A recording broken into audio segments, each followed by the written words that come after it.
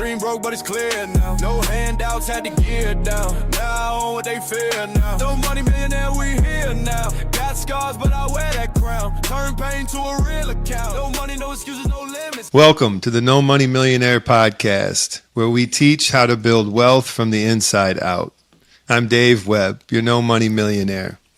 Every week I sit down with real people who've turned obstacles into opportunity, proven you don't need capital to start, just courage and a plan. Today's conversation isn't about spreadsheets or deal structures. It's about something deeper. The longer I've been in business, the more I've realized the most powerful currency you can have is authenticity. Because when you stop performing and start speaking from who you really are, everything changes. Your business, your relationships, your impact. My guest today understands that better than most. He's an international entrepreneur, author, and the creator of Monetize Your Mindset. He's been building businesses since before he could legally drive, and he's jumped off more towers than most people climb. Bart, welcome to the No Money Millionaire podcast. Thanks for having me. No, you're very welcome. Thanks for coming. So before we dive in, why don't you please take a minute and tell the listeners a bit about yourself, who you are, what you do, and how this whole Monetize Your Mindset mission began. So,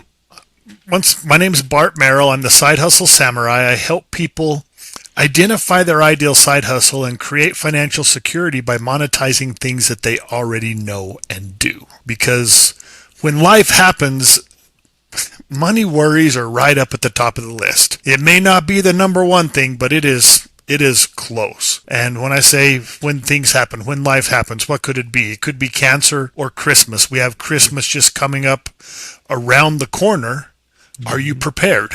Or is it going to hit you and you're going to put everything on your credit cards and hope to pay for it next year? And so are you prepared for the things when life happens? And it's just crucial that we monetize our mindset and we create that financial security just by the things that we do. And for me, it started as a kid. My dad was a pig farmer, but he wasn't just a pig farmer.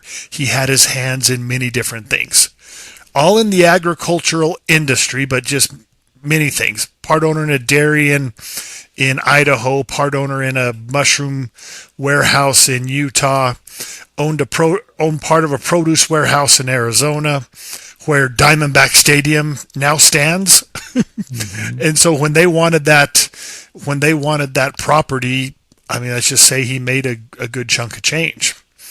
And he never really set me down and taught me the birds and the bees of business. He showed me by example, and then when I wanted to do things, he just encouraged me and helped me along the way. My first side hustle was as a teenager.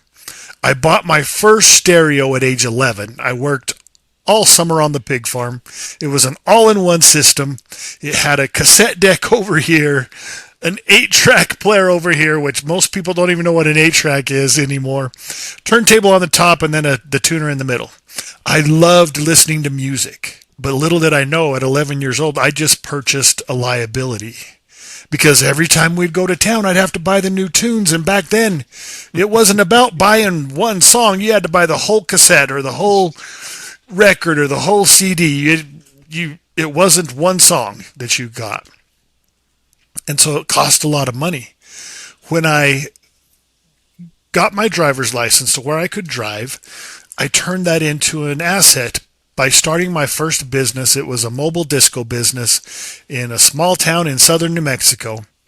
And guess what? Nobody was hiring 15-year-old DJs. And so I had to create my own opportunities. So after a football game or basketball games on a Friday or Saturday night, I would rent the community center, hire an off-duty cop for security. Mom and Dad took money at the door. I spun records. Everybody had a great time. As a 15-year-old kid, I made $500, $600, $700 a night for 4 hours of fun. So I monetized fun. And that's how it all started. Then my goal in life was to get in the FBI and chase serial killers. That was my dream job.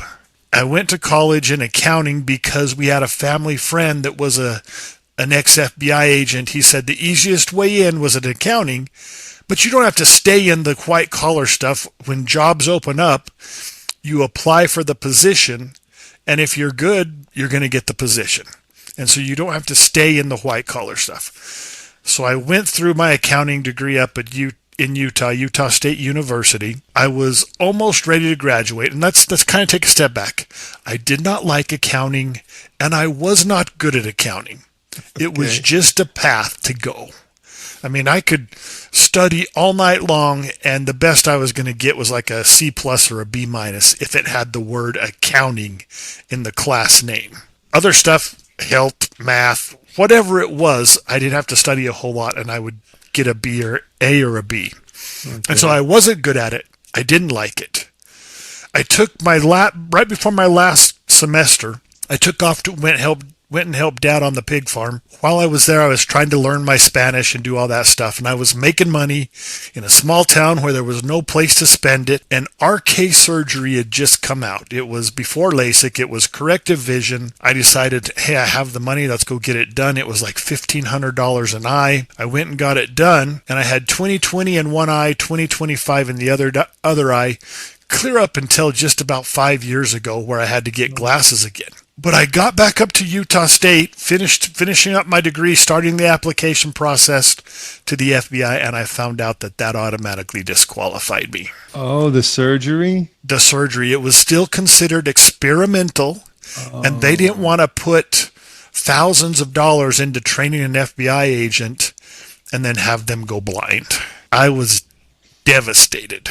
I can imagine. I didn't know what I was going to do. I had a part-time job up there at school doing landscaping, and I was just in that thing, and I kind of just fell back on what my dad taught me, and it was to be open to opportunities when they come your way. I had spent a couple of years in Japan, and I spoke Japanese as well as Spanish. A buddy of mine who worked for a bungee jump company that built bungee towers jokingly asked me, hey, do you want to go to Japan? And I non-jokingly said, yeah, I think I do.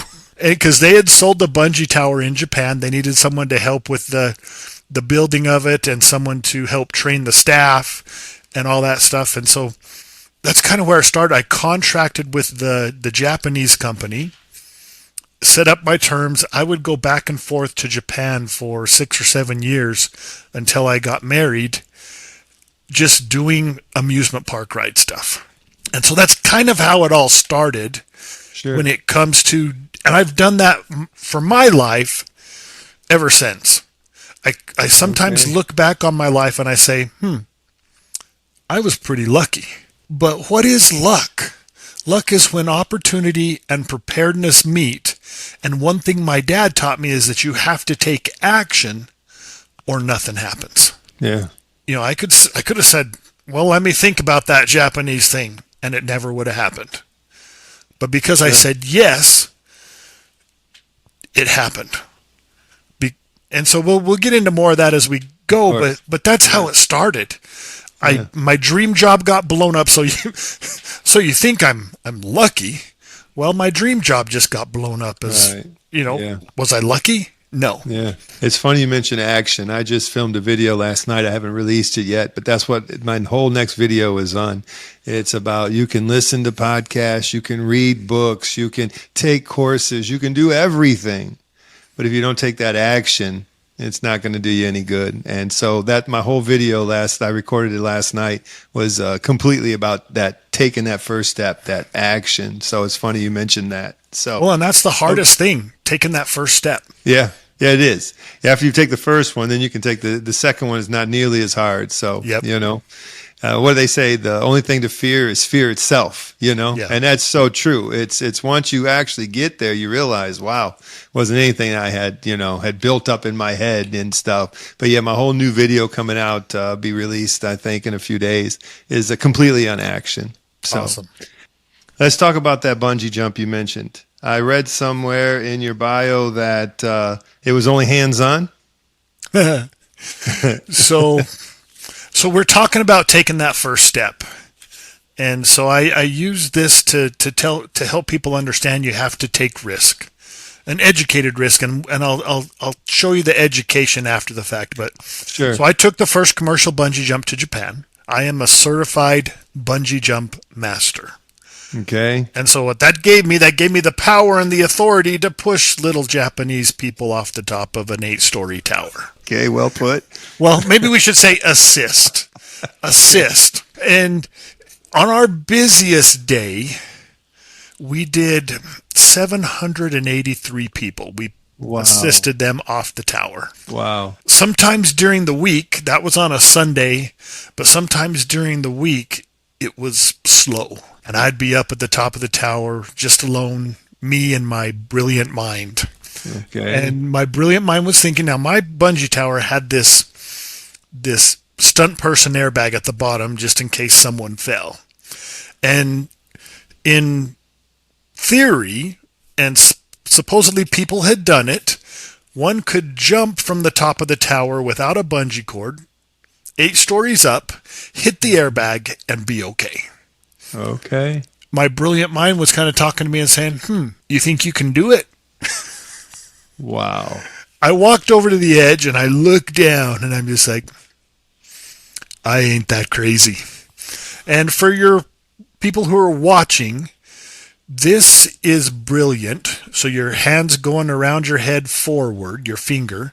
This is crazy when it's going backwards. And so I'm not that crazy. Sure. But I got to thinking about it. I says, okay, I can jump with the bungee cord attached, wait for the bouncing to stop, and then I just unhook the bungee cord, and now I'm only falling from about 6 stories instead of 8. I thought that was doable. So I hooked a bungee cord on, I jumped, I waited for the bouncing to stop, and I couldn't disconnect the bungee cord. And so my buddy that was helping me lowered me down. I went back up to the top of the tower, and my brilliant mind didn't give up. Said, okay, when you attach a client to the bungee cord, use this about a foot long, 1-inch nylon strap with a carabiner on the end. I can take that carabiner, wrap it and hook it on itself, put 2 of them at the bottom of the bungee tower or the bungee cord. And what do I have? I have handles. I can just jump hanging onto the bungee cord, wait for the bouncing to stop, and then when it stops, all I have to do is let go. Now that's brilliance. Okay. So I put that setup on the end of the bungee cord, grabbed my handles, I walked to the edge, and I kind of said 3, 2, 1 bungee, let's go, and I jumped. InvestorFi, the #1 lending source for first-time and early-stage investors. Just learned how to find your first deal? Let's get it funded. InvestorFi, the only No Money Millionaire certified lender. Find us at InvestorFi Lending or visit our website at investorfilending.com. InvestorFi, turning new investors into trained professionals. What are you waiting for? Schedule your free review today. Wow.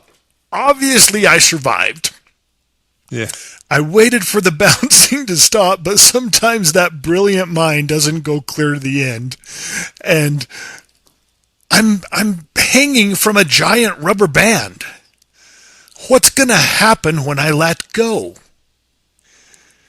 I let go, and that bungee cord shot to the top of the tower with this loud clank, clank, bang.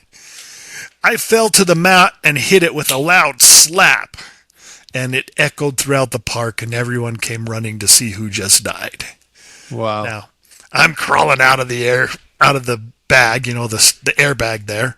Everything's okay, nothing to see here, everything's good. Now, the point of the story is it brilliant or is it crazy what I did? To be in business, you got to be a little bit of both. Because you're going to have to step out and see what there is to see, even if you don't know the outcome. Yeah. And I say educated guess versus stupid guess. I had jumped thousands of times on the bungee tower. I knew the type of pressure that it was going to give me. So in my head, there was probably a 99% chance that I could hang on and there wasn't going to be a problem. Mm-hmm. And so it was an educated guess. Same thing when you're doing business and planning business. You have to do your homework before you just step out and go after it. But once you have your homework, once you have your stuff done, you have to take that first step. You have to take that action. You have to jump and get started. Yeah, because like you were saying before, yeah, studying and doing all that stuff is only good if you're going to take action. Yeah, definitely so. Great way to connect it there. It's, so I see that you've been an entrepreneur since before you could legally drive. So what was that first I don't need a boss moment for you? So the first one was the DJ that I was telling you about. Sure. And so that's when I could legally drive. Before that, I was telling you about how my dad taught me about action. So I was in the FFA program, the Future Farmers of America program, and we would do fundraisers where we would have to go out and sell stuff. Now, this is small town America. I mean, my high school from 7th grade to 12th grade was only like 230 students. Oh, so we're talking very small town, and that was in a 90-mile radius for people some people traveled 90 miles a day one way to get to school. I mean, we've heard about the traveling uphill both ways. Well, some of the kids that went to our school traveled that far twice, to and from. Wow. And so it's a small town. And so when these fundraisers came about, the first one was oranges. If you would sell 500 oranges, you would get a pair of Justin Ropers, which was the boot of that era. It was the boot to have. And I went out, I sold $1,100 worth, and I asked for 2 pairs, one for me and one for my girlfriend. Okay. By the time the boots came in, my girlfriend was gone. I still gave them to her. She didn't want to have anything to do with them, and she gave them to her sister-in-law, I believe. But my dad taught me, he says, hey, there's other kids that are going to be selling these oranges. If you want to get your goal, if you want to hit your goal, you need to take action now. And so as soon as it started, I'm on the phone selling oranges. I'm not driving around having my dad take me around. I'm selling oranges by phone. If I get the thumbs up or the yes commitment, then I go. My dad took me around and drove me to pick up the money and all that stuff. And then the next year there was one that was you were selling magazine subscriptions, and you would get points for the magazine subscriptions. You would have a catalog that you could go through and you could purchase stuff with your points. Mm-hmm. And my goal was a .243 rifle, a hunting rifle.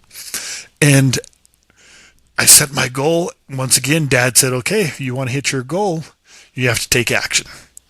And once again, I'm on the phone dialing for dollars or dialing for points. And I got it. I was giving away points to friends so that they could use those points to get the things that they wanted. Sure.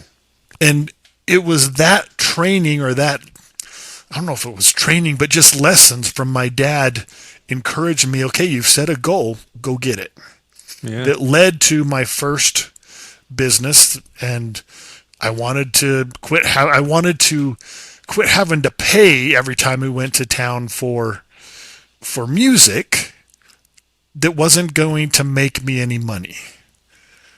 And that's just kind of how things started, and it just happened my whole life. Wow. When things cross my path, good, bad, or ugly, I always ask, can I monetize it? Now, I don't monetize everything, but I ask it. And it's just, if you didn't grow up with my dad or someone like my dad, you don't think like I do. And that's the whole purpose of what I do. That's the whole purpose of Monetize Your Mindset.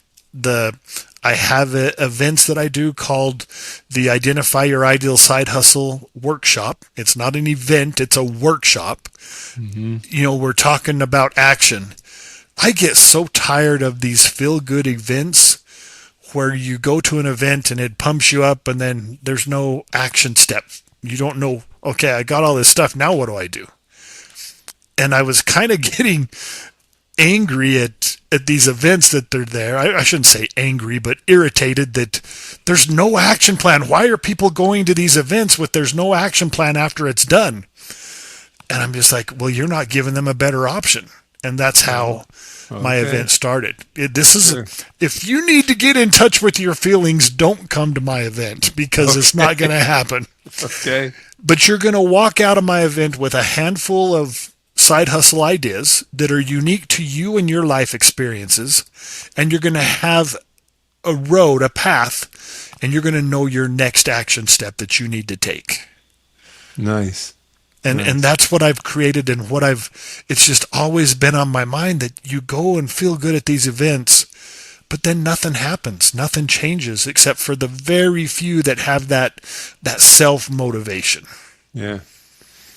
You know, listening to what you said about those events, I worked at a job one time in California. I was in sales, and this was a roofing company, and the owner wasn't in the country all the time. He had properties in Jamaica and other areas, and he spent most of his time in Jamaica. He was developing land over there.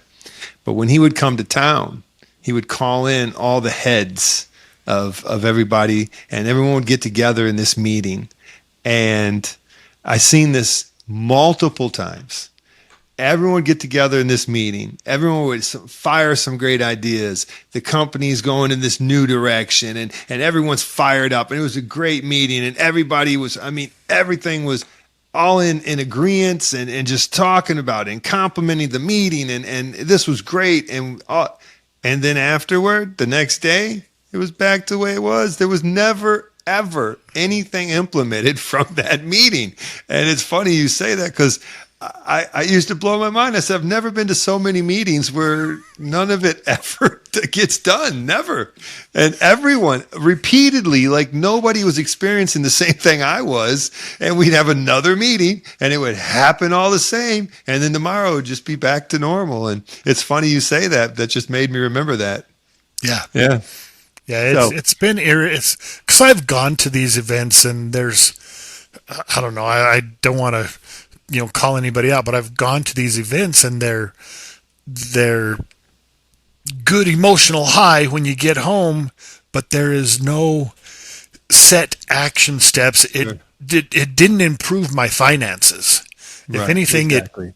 it cost me money because I had to pay to go. Yeah. Yeah. Or I had to take the time to go. There was one that I went to. It was a 3-day thing. It was very affordable. It was only like $100. And I went to the first day and I was like, man, keep my $100, but can I have my 8 hours back? Right. That's sad when you run into that. So, yeah. But you have a line. You've got a line that I love.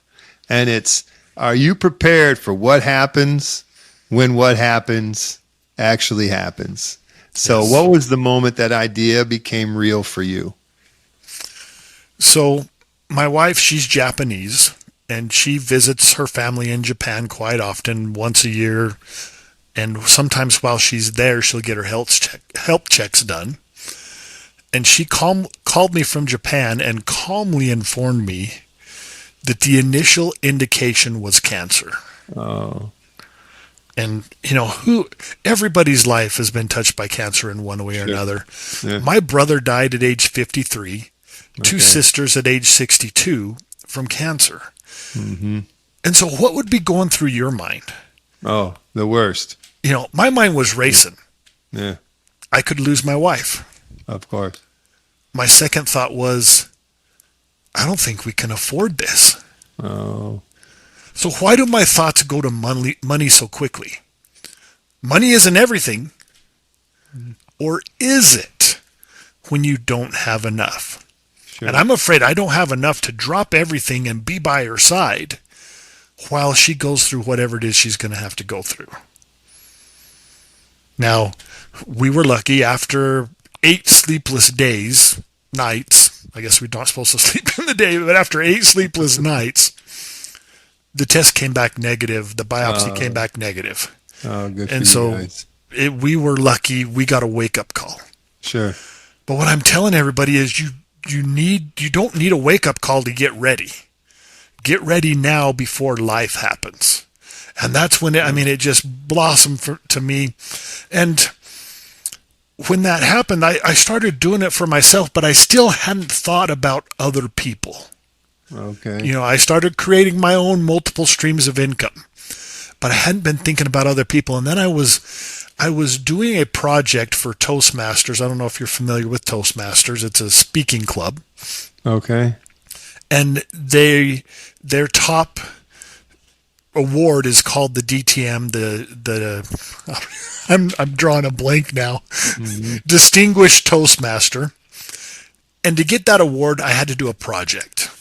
And I took a Toastmaster type club into a drug rehab center, a 90-day in-house drug rehab center, to help those kids tell their story. And we would do it once a week, and I would go in and do it, and it just went only had to go for 12 weeks, but it went for 3.5 years because it was just so compelling. The stories, I have to admit, I went in there somewhat judgmental. Why are you screwing up your lives? I mean, come on, guys, you know better than that. But then I hear some of the stories, and I just go, man, if my parents were like that, how would I be? Sure. There's things that I hadn't even, I knew they were out there, but they just didn't resonate at the front of my brain. It was clear back stuck in the files. And I was listening to this one story. It was Jen. She was talking about how as she was growing up, when her family would go out and about, they would be somewhat normal. And it wasn't until they went home that the abuse and the neglect happened. And until she went to college, she thought that everybody else went home to the same thing. Okay. That everybody was out acting normal when they were out and about, and when they went home, abuse and neglect happened.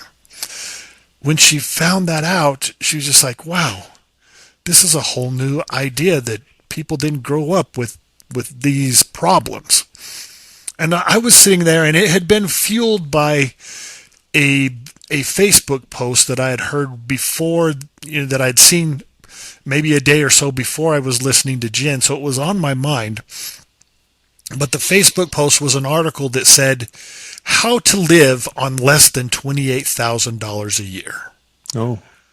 I'm just like, why would I even read that article? How about an article how to make more than $28,000 a year? Sure. But as Jen was telling her story, that's where this idea that if you didn't grow up with my dad or someone like my dad, then you don't think like I do. No. And that's when I started thinking, and this was in 2015, 16, that this happened. And I started to think about other people, people need to understand that when life happens, the cancer scare, when it happens, you have a choice that you don't have to worry as much. Now, money really isn't everything. Steve Jobs had all the money in the world. Well, maybe not all the money in the world. Yeah. But it gives you options. It may not save your life, but it gives you options and helps you through that situation. Yeah, definitely. And so my goal is to help people identify their ideal side hustle, create that financial security so that money really isn't everything. Sure. No, I understand. I talk about in my podcast and in a lot of my videos that, when I was young, I come out of the inner city of Detroit. I come from a very poor area. And I just looked at, I just wanted money so that I could get all the things that money gives you, but not realizing that once you do obtain, financial freedom, that what you're really getting is your time, your ability to be with your family, your ability to cover what happens when what happens. It's not so much the fancy cars, the jewelry. It's not any of that really. So, coming from somebody that didn't have it, you see those things first. But once you do obtain a certain level of wealth, then you start understanding what that really gives you. And that touches base on what you're mentioning there. So, it's most people only start worrying after life hits. Yeah, and that's exactly me too. I was the same way. Yeah. Now, I'd been living, I didn't really create the multiple streams, but I had been living this monetize your mindset, because I never did the real job thing. But when that hit, when the cancer scare hit, that woke me up to the idea, hey, I need to focus on more than one thing. And you've heard this quote. I know you have. Jack of all trades. Oh yeah. Master of none. And so we think this, we need to be the master of one. But the full quotation is Jack of all trades, master of none, oftentimes better than the master of one. Yes. But people don't know that, and people always use that quotation the wrong way. Well, exactly, 100%. Yeah, no, not often do you hear that tail end of it. It's always presented as a negative. The jack of all trades, master of none. But you're right, and I am aware of that, the tail end of it, and because myself. I didn't come up traditionally. I went from, matter of fact, my brother, he came up, my father, where I grew up in Detroit, the auto companies were there, and my father had worked for for Chrysler, and my brother followed in those steps, and he went that route and working for a pension to doing all that. I just couldn't. And I went from like one job to the next. And I remember calling my brother one time, and I was all excited. I had this new job and the potential of making more money.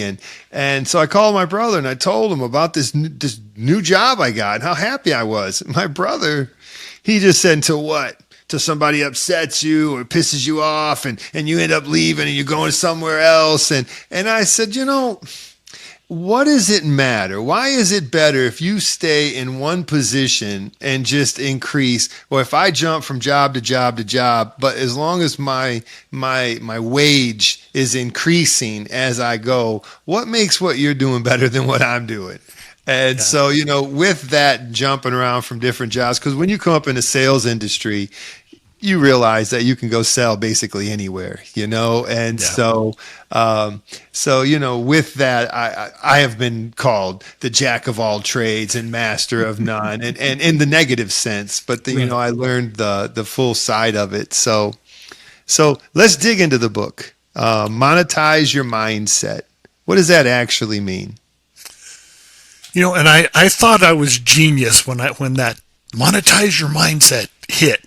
And I went to GoDaddy and I typed it in. MonetizeYourMindset.com is available, and I purchased it.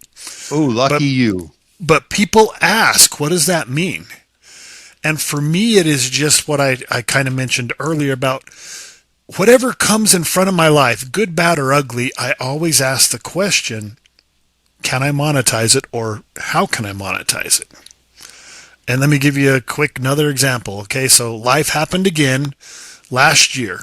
March 25th, 2024, I had to have my lower left leg amputated. Oh. I found out about that in like October of 2023 that it was going to have to happen. Okay. And when the shock and awe was over, which was quite some shock and awe, sure. That's just kind of brief story. I went to a personal development retreat in Canada, and I was dropped from a ropes course.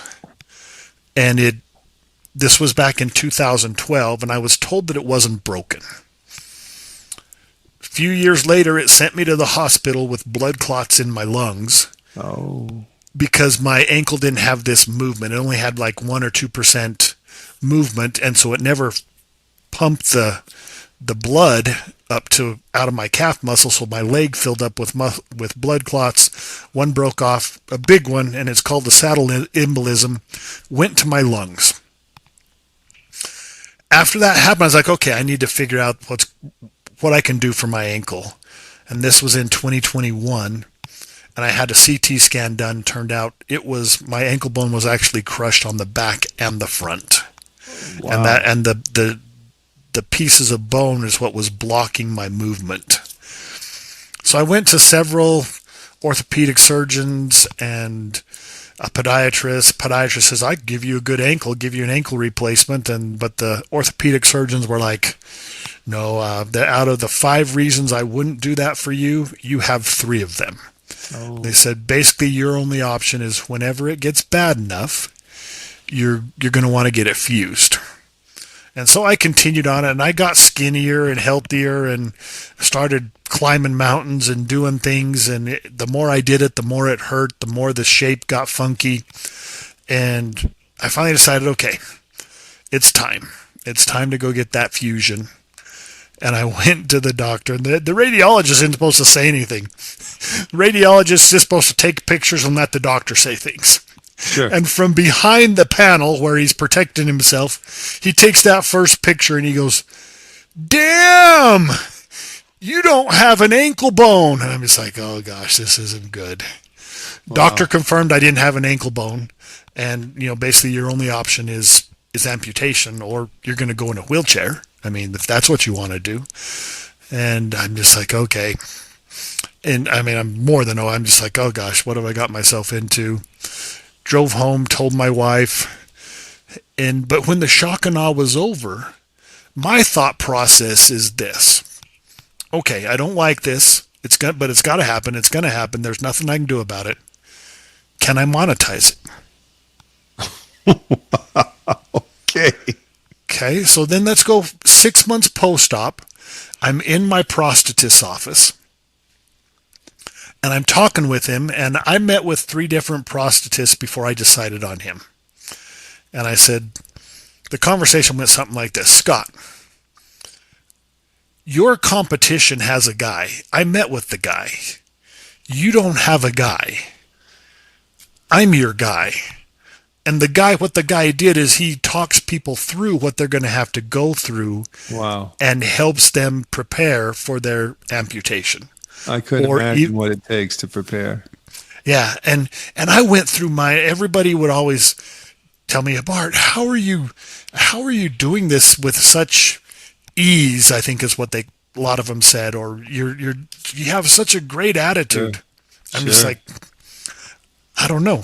I mean, yeah. Seriously, it's got to happen. There's nothing I can do about it. I can't, crying's not going to help. And so I just felt that I was the person that could do for Scott, my prosthetist, that the other guys were doing for this other prosthetist. Sure. And so if I hadn't thought about it before, when the opportunity to have that conversation happened, it wouldn't have happened. And so thinking, even before you know how to monetize it, thinking is what helps you do that. So anything that comes across my path, I always think, can I monetize it? Wow. And that is what the book is about. It is not a what to do book. It's a how to think book. It gives examples of stuff from my life to other people's lives and how they've monetized things that they already know or already doing. And it just gives examples so that one of the hardest things is you either have too many ideas and don't know where to start, or you don't have an idea. You're like, well, I can't do anything to get paid for. But then when you hear other people's stories or hear other ideas, you're like, oh, okay, maybe it's not that, but it's something close to that. And it just gets your brain going and gets you when I work with people, I'm not pointing out anything they don't already know. I'm just helping them grease the wheels, get the wheels moving.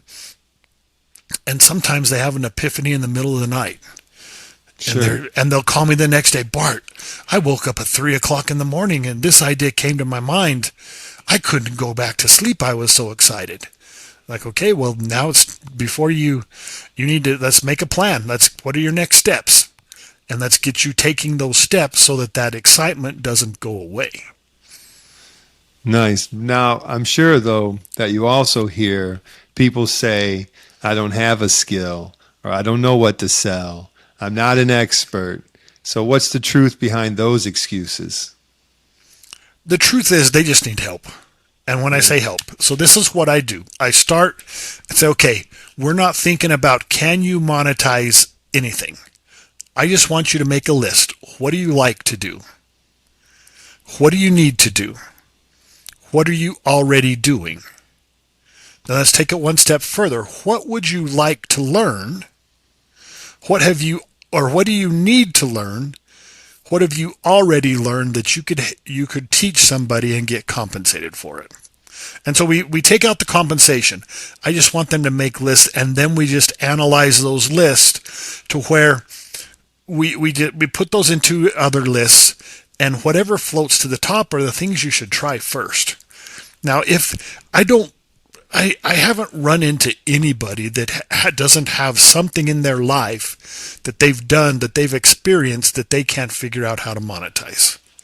Interesting. They just need help putting those in lists and then seeing what floats to the top.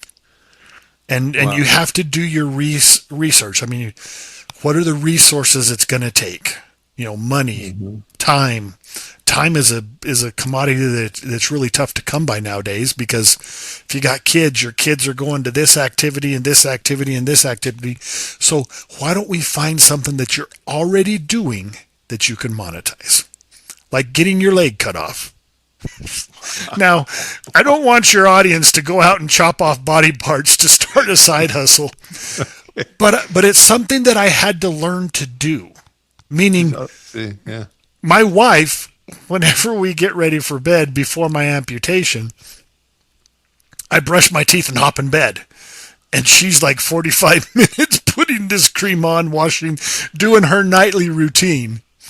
Now that I have my leg cut off, I got to take really good care of my leg and the stuff that the line or the prosthetic stuff that goes next to my leg. Keep them clean, keep them.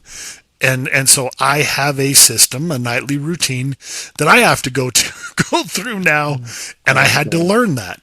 Yeah. That is something I can help other people learn. Sure. Go ahead. No, I'm sorry. Yeah. Finish, please. One of the things that I think people overlook is the things that they need to do, because they don't necessarily like doing them. Right. I mean, I didn't want to get my leg amputated. My wife, this was several years ago. She said, Bart, I'm seeing more than I would like to see of you. Your before picture is good enough. It's time to start working on that after picture. She's like, I'm getting more than I bargained for when we got married, meaning I need to lose weight. Okay. And she was just being funny, but she was right. Sometimes as men, we look at ourselves in the mirror and we kind of go, yeah. Or we go to Walmart and walk around, oh, I don't look that bad. Oh, I don't, but I see my before and after pictures down there, just go, wow, I was in bad shape. Sure. But when I decided, okay, she's right, I need to lose weight, once again, my mind goes to, okay, if I'm going to do this, I'm going to get paid for it. Like Marie Osmond, and back at that time, Dan Moreno, he was also one of the spokespeople for Nutrisystem. Yeah. And so I didn't even know what my product was, how I was going to lose the weight.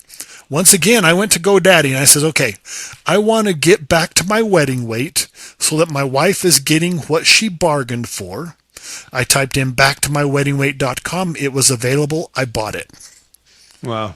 Now, I thought I was going to be 3 months. This was going to be a stream of income. Now, 7.5 years later, a friend of mine from California, she calls me and she's like, her name's Beth, and she says, Bart, I found it. It's amazing. You got to try this. You got to try it. You can try it, and if you don't like it, you don't like your results, you can send it back and you can get your money back. And I'm just like, Beth, calm down. What is it? It's the 10-day celebrity transformation cleanse. You're going to love it. And I'm like, Beth, I want to do a 10-day cleanse like I want a colonoscopy, and that's not very bad. I was trying to embarrass her with her friend, the other friend that she had on the phone, but she was quick. She thought a second. She says, well, at your age, you probably need both. And so I gave in after about a year and a half of her bugging me, and I tried it. And my first cleanse, I lost 18.5 pounds. Wow. And I'm just like, okay, I need to do another one. I waited 5 days. I did another one, another 11 pounds. So in less than 30 days, I was down almost 30 pounds. I'm like, okay, I need to do another one. I did 4 cleanses in 2 months and 5 days, lost 48 pounds, and I was back to my wedding weight. Now, wow. I was pretty excited, of course, but it's not about the cleanse. The domain that I had purchased 7 years ago, 8 years ago, now was an income stream. Once I hit my third cleanse, people started asking, what are you doing? How are you doing it? And so I'm just helping people with, I was an affiliate of the cleanse that I was selling, and I could give them a coupon and they would go buy it and I would get compensated. Just because I was showing and sharing with people the way I did what it was I did. Yeah. And so interesting. It's just, you just need to think, and it wasn't a lot of money. I didn't build a team of a sales force. I just did my own thing, and it could be $50 a month. It could be $1,000 a month. Sure. But if you're showing people how I was walking down my street, walking my Rottweiler, and my neighbor that lives up the street stopped because he thought someone was stealing my Rottweiler. I looked at that different. He says, it's you. And I'm like, wow. Yeah, it's me. He's like, what did you do? You look 20 years younger. I'm like, well, thank you. Good for you. And I just showed people how to do that, and it turned into a stream of income. Nice. But I prepared for it before I had the system. So even if you don't know what it is you're going to do or how you're going to do it, you still need to prepare for it and start thinking about it. So when the opportunity arises, you're prepared and you take action. Once again, the action thing comes up. Right. Definitely. Yeah, it definitely comes down to taking action.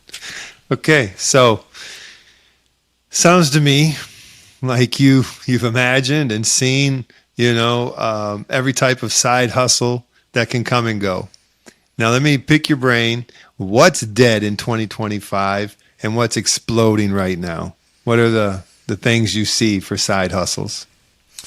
So side hustles, I don't know that anything's really dead because there's a lot of manual labor stuff that is available. I mean, I have a friend in Idaho that is a poop scooper for dogs. And she does really, really well. Mm-hmm. I know of a couple in Utah. I don't know them like I know her, but there's poop scooping companies all over the place. Yeah. Might be even a saturated market. Right. Yeah. But the thing that is up and coming, if you even did a Google search right now on side hustles for 2026, I would say 80 to 90% of those side hustle ideas are going to deal with AI. Oh, yes. And so if you're not learning AI right now and you're in business, you're going to be left behind. And so part of my focus is once we've found your side hustle, we use AI tools to find your ideal client, to set up your business plan, to tell you the things you need to look out for in this business that you've come up with. Yeah. I mean, I can take a paragraph of your business, slap it in an AI out there called Venturis, and it'll pop up 8 to 10 pages of stuff, including a score if you're a paid person that gives you, okay, you got 50%, 90%, 80% chance of success. And then I can ask that same AI, okay, my score is only a 70%. What do I need to focus on to bring that up? And it'll tell me the things I need to watch out for. Interesting. I haven't heard of Venturis. And it's one that I hadn't heard of till about 6 months ago, and it's what I use whenever people have come up with an idea. My version is paid, so I can generate for them a business plan. Wow. With a SWOT analysis, it gives you all these things you need. What do you need to look out for when it comes to market saturation, or what is your unique selling part? What is your minimum? Don't wait till you have that perfect plan. Here's the minimum thing you need to start out with. And it's just, if people don't know AI today, they're going to be left behind, and there's probably tons of things that I don't even know about that you can use AI to start a business. Yeah, I agree with you. I think all the ideas for AI have yet to even scratch the surface, and there's so many people not even using it yet. Now, one of the drawbacks of that is I just kind of go, how stupid are we going to be in 2 years? Wow. Because when it comes to me promoting my stuff and posting on social media, I don't even think. I go to my Chat GPT, which knows a whole lot about me because I've been a paid member for a long time. Mm-hmm. And it just knows everything about me and my business. Sure. And I tell it that, I say, okay, acting as a Facebook specialist and knowing everything you know about me and my business, give me 5 Facebook post ideas, and then it'll give me an idea. Or 5 ideas, and I pick an idea. I say, okay, this one's the one I like. Give me 5 different text copy ideas for this post, and it'll give me the one. And then I pick one of those that I like, and okay, now I take that and I say, okay, now give me image ideas for this post, and then it gives me the image ideas, and then I pop it over into Gemini's Nano Banana and have it create an image for me, and then I put it on my all I do is copy and paste. Yeah. And I sometimes wonder, man, how are we really thinking about things? But the thing about it is, there is probably not an easier time to start a side hustle or a side business or a business than the time we're living in right now. Because there's so much information at our fingertips. But then it goes back to your action video that you created. Of course. Just because you have this information, if you do nothing about it, it's not going to do you a bit of good. No, it does. I tell people you can read, you can take the courses and all the podcasts, but if you don't take the first step, then you haven't done anything for yourself. And that's the easy part. It's just like those events that we were talking about that I call them fluff events. Okay. They're fun. They're easy. You feel good. But unless you do something, you're not going to get there. It's not going to change your financial situation. Sure. And so it's the feel good stuff. That preparation is fun. I mean, the other night I had to force myself to go to bed at like 2:00 in the morning because I had to get up and be on a podcast at 7 in the morning. Sure. But I was just having fun. I was creating stuff for a live event that I was doing a couple of days later. And it's just, when you find something where you have to force yourself to go to bed, you need to take action, because that's definitely you just need to do, and you need to do the right action, not just the play stuff like I was kind of doing, but I was creating stuff for my event so I can justify it. But you got to take action, and this is the easiest time that there is to start a business. So now let me ask the side hustle samurai. Is there a difference? Is there something that separates a side hustle from just a second job? Is there a difference?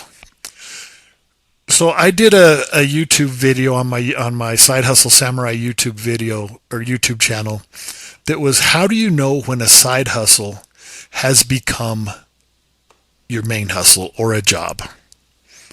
And So I've done side hustles that are part-time time and full-time pay.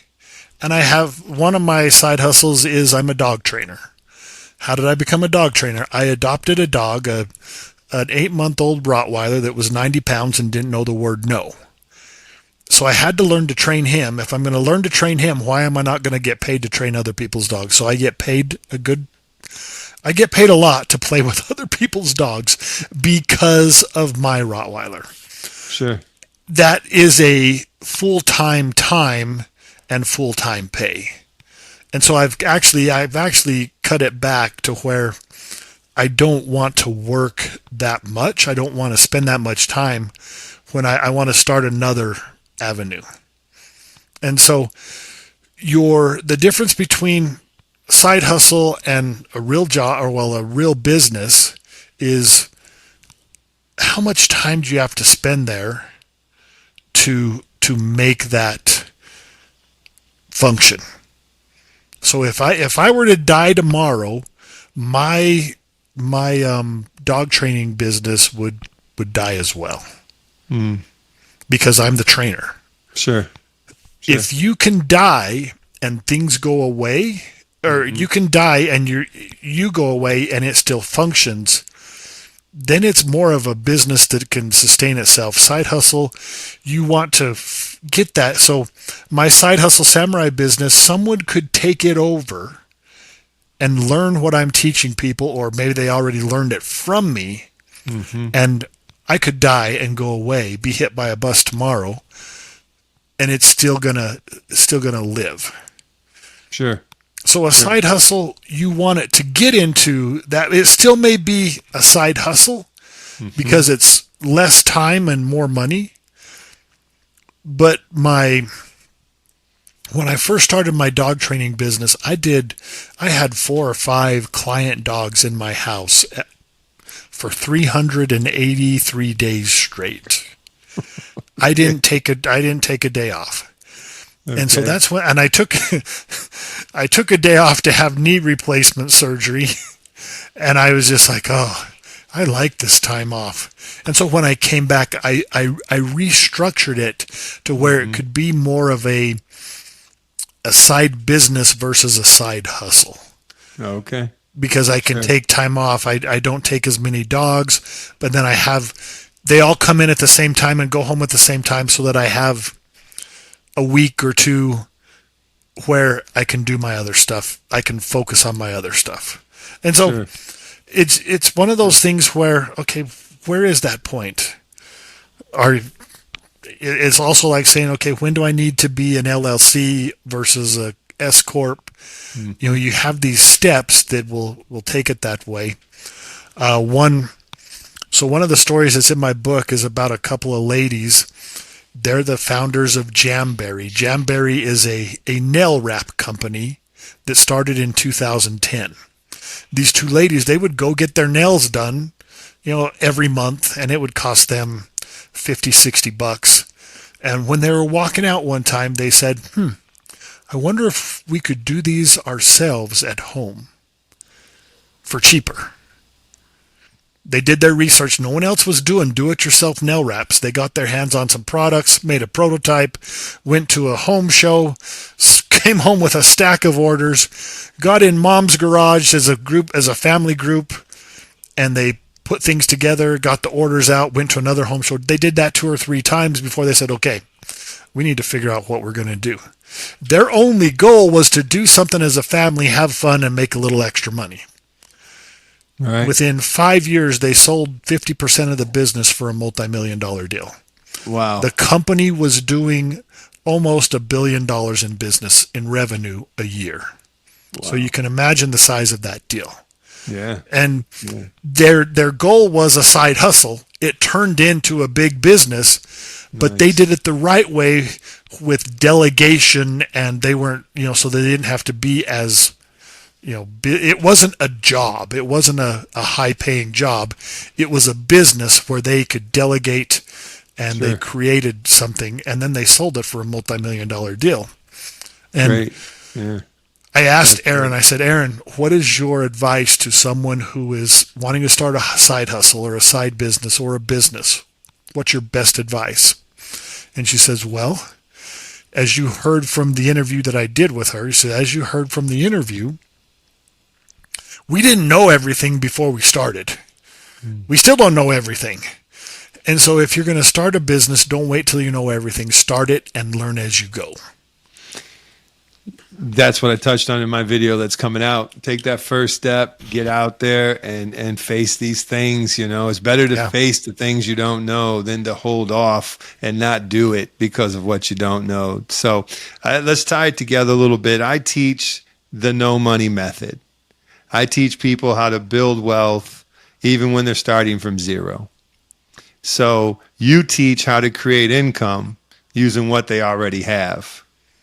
So those two ideas together, I would think they would remove every excuse somebody could make, to be on their way, to put something together. So, so going back to what you teach, it seems most people plan for celebration and not survival.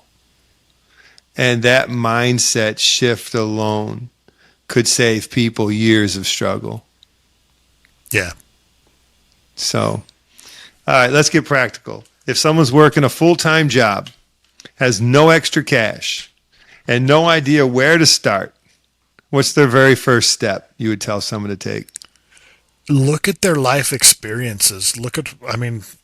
So I take it down to the basics. What do you like to do? What do you need to do? What are you already doing? Make those lists. And then look in there. So your time factor, if you're working a full-time job, it's a time factor. So you need to look at the time resources. If you don't have any extra money, look at the money resources. My dog training stuff, it took me a little bit to get started. I ended up going to a 2-month seminar learning how to train dogs.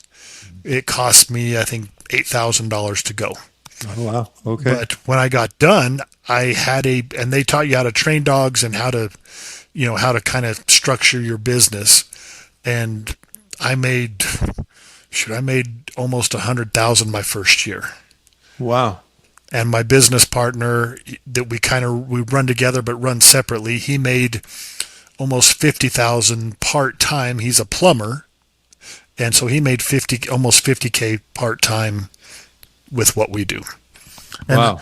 But it cost me, $8,000 to take the course. Sure.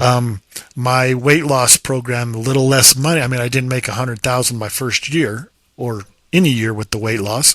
It's a little bit less income, but still it's, $50 to $1,000 a month. And it's something that I don't really focus on at all. It kind of comes and goes as it does. If I'm drinking my green drink on social media, then I get more sales. If I'm marketing, then I get sales. Yeah. But it cost me, I think my first cleanse was $200. Okay. And that's all it cost me to get started. Yeah. But then I didn't start looking way different until about my third cleanse. So we're what, $600-800 now. And then I had to buy the domain and then set up the website, so there was, we're talking $1,500 to get that started. Sure. My amputation business cost me nothing. Well, cost me a leg. At least it didn't cost me an arm and a leg. But I was just aware of the opportunity, and when the opportunity happened, I jumped at the chance. Yeah. Okay. And so it's really just about being aware of things. Have you heard the story of Acres of Diamonds? I'm not calling it, Okay. A farmer, Ali Hafed, he sold his farm. He was a Persian farmer. He sold his farm. He went in search of diamonds. He died broke, alone in a foreign land, never found his riches. Okay. The farmer that bought his farm was watering his camel in a brook that ran through the property. He reached down, found a rock in there. It was a diamond. The Golconda diamond mine was established right there in what was Alia Fed's backyard. My family, we have a similar story. Instead of acres of diamonds, it's acres of pig poop. Okay. In my small town, there were more pigs than people because of us. We had, at any one time on our farm, we had 19,000 pigs. Wow. We had 2,000 sows. And so you know what a sow is, a mama pig. Okay. A mama pig can give birth 2.5 times a year. And on our farm, we average 9.97 pigs per litter. And so if you do the math, that equals a lot of pig poop. Right. We had 3 man-made ponds called the lagoons that we would divert the stuff into. They were settling ponds. They would go to this one year, and then we'd go to the next one, then rotate back. Now, Dad, when he got in his mid-60s, he decided it was time to shut down the pig operation and go in search of his next acres of diamond, his next big thing. He died at age 81. He never found it. Okay. We sold the farm a couple of years later for $235,000, which was a fair price for the property. The new owners of our farm, about 6 months later, were leveling those man-made ponds that we had built up. They'd been dry on top for years. But as the heavy grader was going across the middle of one of those ponds, it broke through the crust and sunk up to its belly in this black muck. They called in experts to evaluate the stuff, and right there on the spot, they offered the new owners of our farm $2,000 a ton for the stuff. Wow. That's $1 a pound for old pig poop. Wow. The farm that we sold for $235,000 was now worth over $1 million. Wow. Wow. So why was that so valuable? What was it? What did it turn into? Fertilizer. Okay.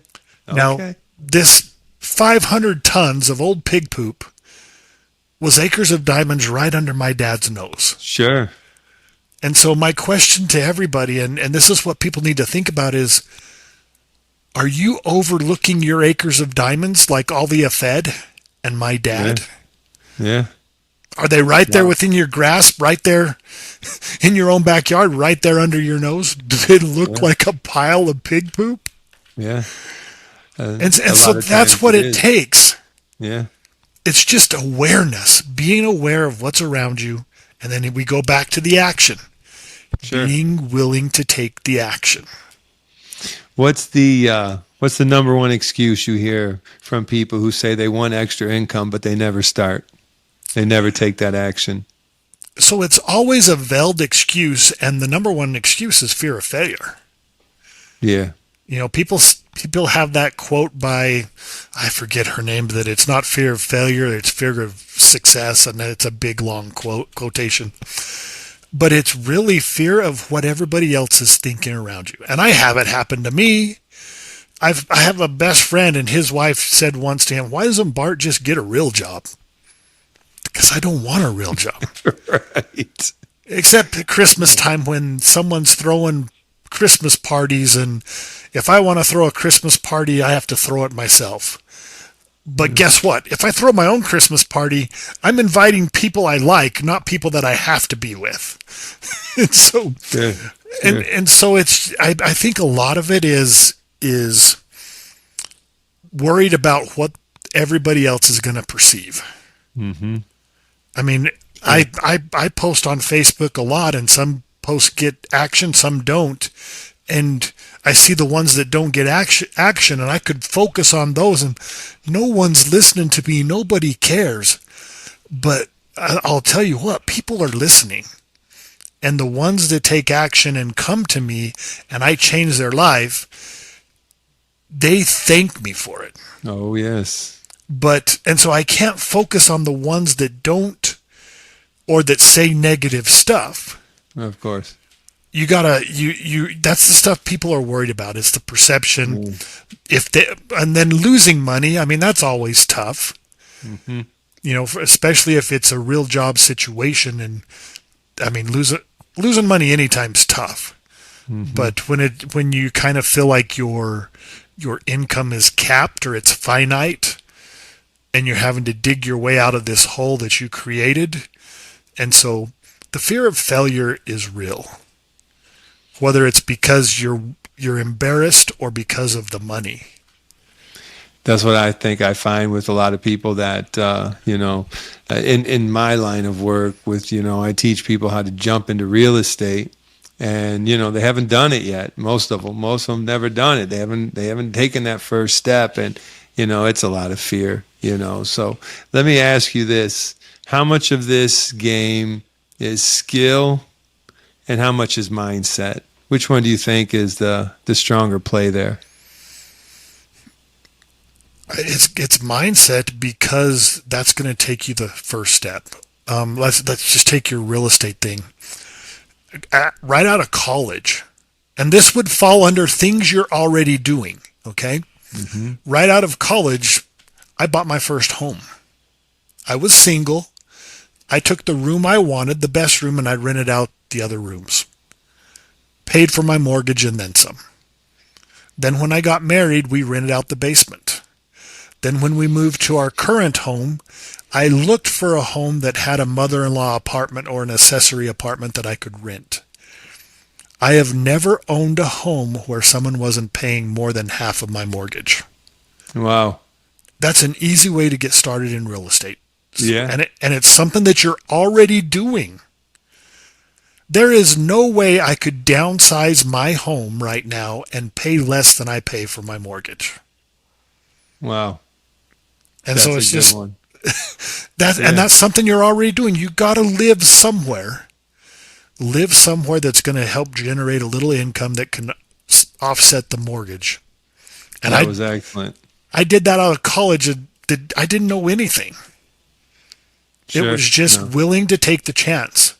And when I say mindset, I'm not talking deep mindset. Mm-hmm. I'm talking just be willing to take that first step. That's what I find with mine. That's what I hammer on. It's mindset. We have so many limiting beliefs that we can't do it because of this. We can't do it. We need down payment. We need credit. We need this. I don't have that. I don't have that. And it's overcoming all that and just taking action, like this whole episode has been about. So, I think it's been great, and I appreciate you letting us pick your brain and share your insights, and it's an amazing line. Are you prepared for what happens when it actually happens? And most of us are not. And that what happens when what happens isn't just bad stuff. What if your daughter decides she's going to get married? That's a good stuff, but it's going to cost you money. Like I said, cancer or Christmas. Yeah. I saw that you had said that cancer or Christmas. You said cancer or Christmas can both destroy someone financially if they're not ready. Yep. And that's a heavy comparison. Do you want to, before we go, you want to explain that a little bit? Well, it's just what I said. Yeah. What happens when what happens doesn't have to be bad stuff all the time. Mm-hmm. Someone getting married, an opportunity that comes your way that you can't afford, whether it's a vacation or a business opportunity. So I'm talking about good stuff as well. It's not just all gloom and doom. Sure. Cancer, getting my leg chopped off. Once again, I sometimes look at my life and think, hey, I was lucky. But then I look at my life and I say, my dream job was blown up. I lost my leg. My Rottweiler that I adopted has issues. And it's just taking that and having a good attitude and turning it into money. Well, your attitude is amazing, and it's gotten you where you are, and and being able to overcome what you do, and a lot of people don't have that, and it's great that you're sharing that with people and trying to help them, see it that way. So, before we wrap it up, do you have anything you want to say? Do you want to tell people where they can find your book? So, my book is on Amazon. My book is on Amazon. It's just called Monetize Your Mindset, Create Financial Security by Monetizing What You Already Know and Do. And you can get it at bartmerrell.com as well. Either way, doesn't matter to me. I have my YouTube channel. It is Bart Merrell, the Side Hustle Samurai. I just started it a little bit ago. And all I do is give tips. I'll interview some people sometimes talking about different things. But it's just really helping people understand and answering their questions that come up. And I saw you have a list on your website, 25 side hustles for 2025. And obviously that's going to be updated because 2025 is almost over. Yeah. And so, the side hustle ideas for 2025, it's just a memory jogger. It's to get your wheels going. Your idea may not be on there, but it'll start you thinking about things. And most of those are non-AI ideas. So it's just ideas that people are doing and turning into a stream of income. The same link will have my next year's thing, which is a wealth potential analysis or a side hustle samurai strategic analysis, where you can go in and answer questions, and it'll actually give you feedback of where you need to work on to improve so that you can have a successful side hustle. You incorporating AI into that one? I'm just using a go high level. Okay. And so does AI, I am not incorporating AI into that. Okay. I should. Okay. This seems like it could be. So it's one of those things where it gives you an analysis of where you're lacking. And I have it broken up into 7 sections, and from the answers that it gives you, it's just a survey. And so I guess it's go high levels AI as far as the survey goes. But yeah. Excellent. So everybody, who's listening, if you've ever said you don't know where to start, well, that excuse can end today. You got a lot of tips. You can go to bartmerrell.com, get the new 2026 list that's coming out soon. So, Bart, I appreciate you very much. Monetize what you know and leverage what you don't have. So thank you. Thanks for giving us your time today. Well, thanks for having me. I appreciate it. You're very welcome. Thank you.